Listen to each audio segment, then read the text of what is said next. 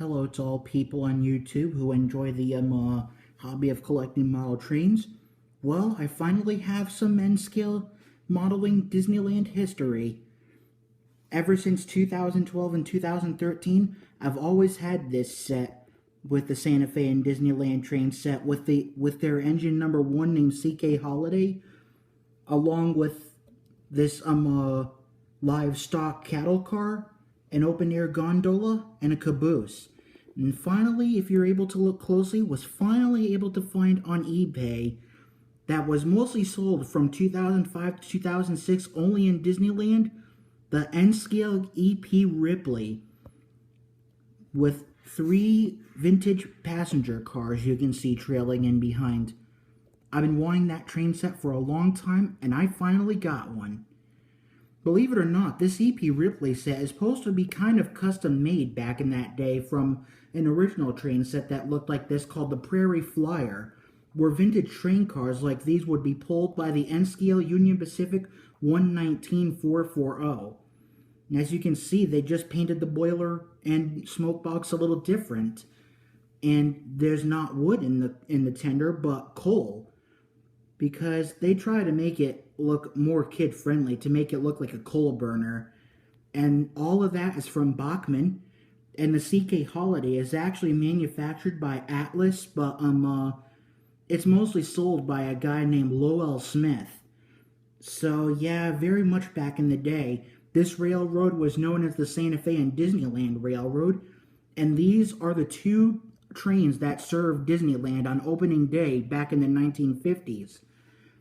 CK Holiday would mostly serve Frontierland and would definitely offer guests a scenic tour of the Magic Kingdom, where the train consisted of these livestock cars, open-air gondolas with a rust-toned caboose.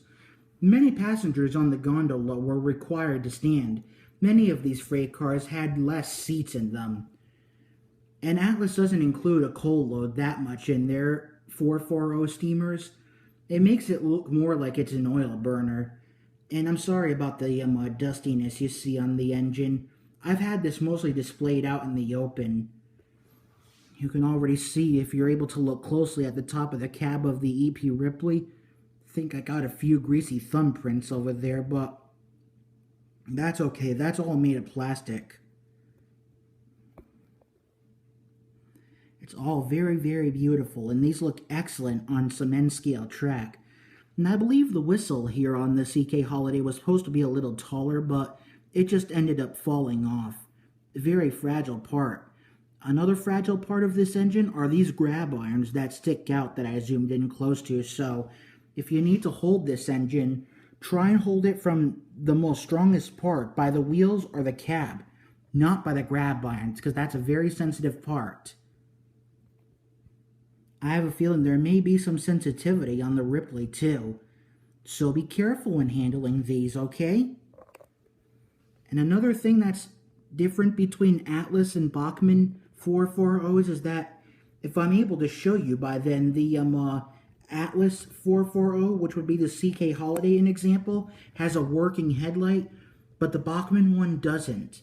So let me see if I can quickly show you the CK Holiday in action.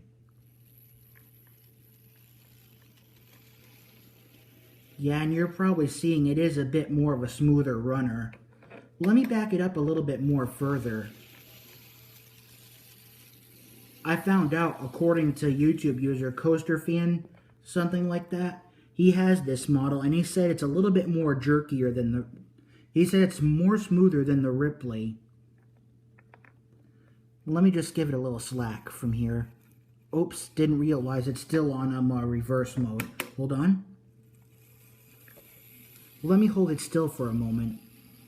So yeah, you see that? There's a working headlight. Isn't that neat? So yeah, it's a very smooth runner.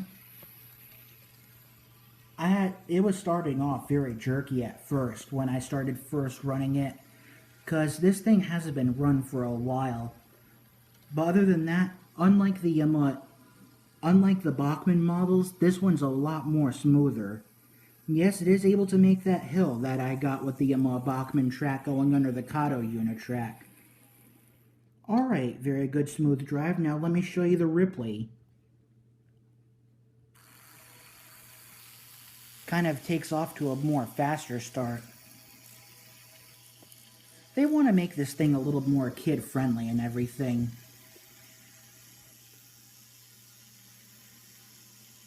So what do you folks think? So if you have one of these original sets with the EP Ripley, you're very lucky. Now once the Ripley comes by, I'm going to start up the CK Holiday, and we're going to see these two trains run parallel. Because yeah, they both ran in the same direction, except each train would bypass each other at Frontierland and Main Street. That's why if you go to Disneyland today, between Main Street and New Orleans Square, which was back then known as Frontierland, you would have seen a siding track where these two trains by then would meet and bypass each other on another track.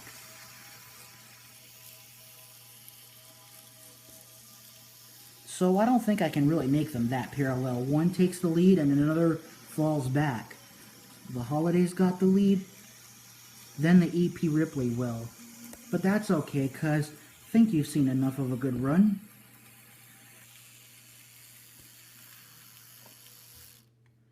Okay, well there you have it. Gonna bring the Holiday up close once more for a good photo op. And that, my friends, is it. Beautiful train sets, representing the first two trains that came into Walt Disney's theme park. Because very truly, excuse me, on opening day, he had not one train, he had two.